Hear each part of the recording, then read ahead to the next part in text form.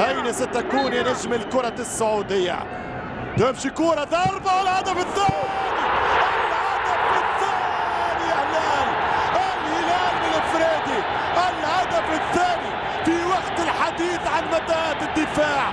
صد الحارس عبد العزيز علي، رد جول كيبر الغرافة، استقبلها واستقبلتها قدم الإفرادي لتنعى شمال الزعيم، لتطمن جريتس البلجيكي باش تهني وتفرح قبيلة الهلال. نعم، المصالح المتشابكة يا هلال، جمهورك معاك، جمهور الغرافة معاه، وجمهور المغرب ممكن ينتظر عثرة لياتيريك.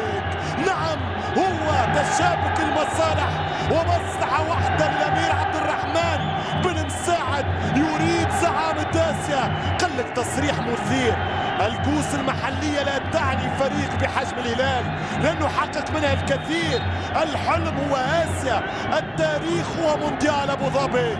ردها